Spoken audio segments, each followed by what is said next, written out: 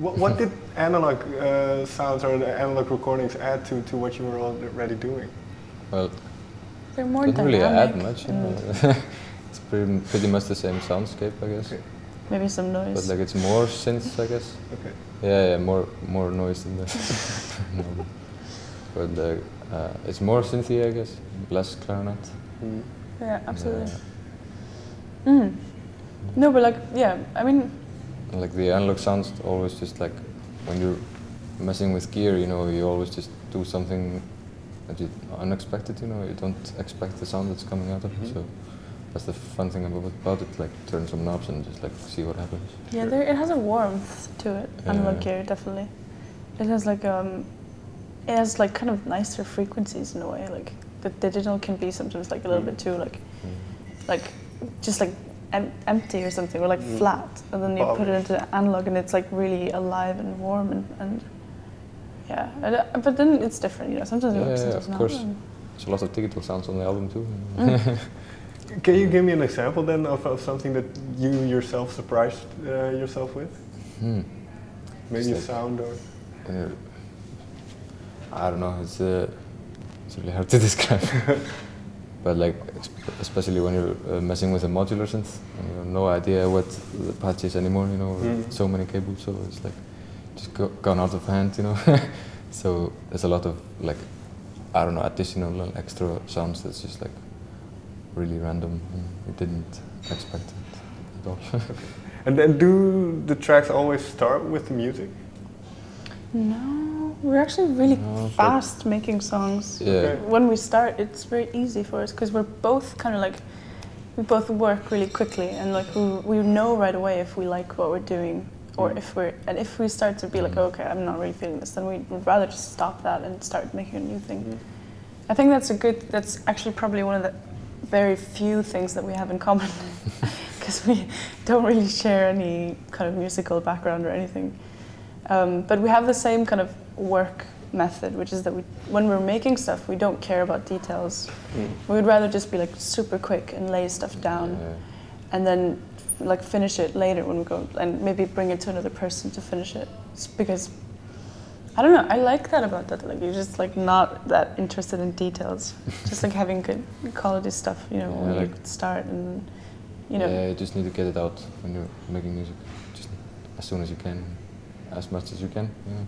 And it's funny how we kind of meet in the middle. Like we have both very strong ideas, but we're also flexible. Like we like a lot of different things, and there are certain things that we both can appreciate. This might be a tough question, but you say when you know an idea is good, that's when you go through with it. How do you know if an idea is good? Can you feel that, or do you know immediately? Yeah, you just hear it, of course. You know, like. This is the good thing about music, is it doesn't need any like logic in a way. Yeah, and then maybe like, you listen to it a bit later, then it might be crap, you know, like a week later. But no, I mean, especially when you're writing it, and there's not a sense of. I mean, it's not in the way we approach it, but I know that other people do. But there's not a formula. There's not like a right or wrong space. It's just like mood and ideas, and then intuition, and just creativity, and just like getting it out there, and then feeling if you like it or not. Like you hear a track and you want to dance. Like, why do you want to dance? You hear a track and you get really sad and emotional. Like, why do you do that?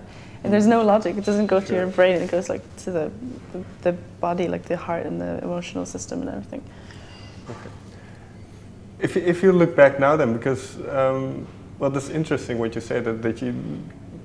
Can you now, in retrospect, because now the album is done, if you listen back to songs, and then maybe this is more true for the lyrics, but can you notice certain things? Well, oh, maybe I was feeling this, or maybe I was. Yeah, definitely. Definitely.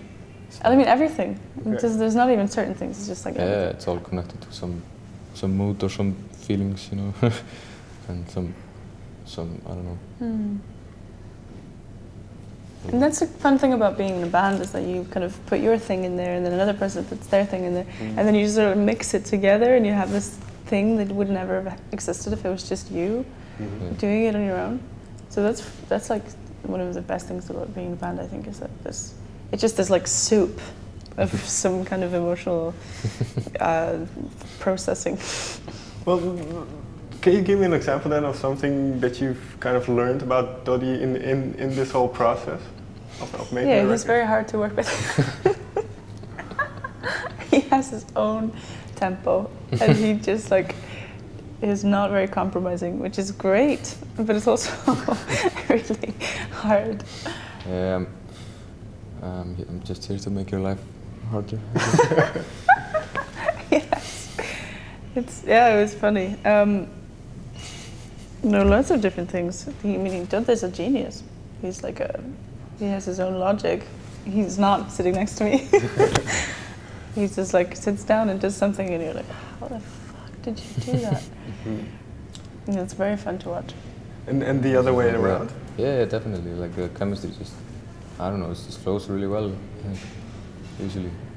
And yeah, it just takes 5 minutes to do a song.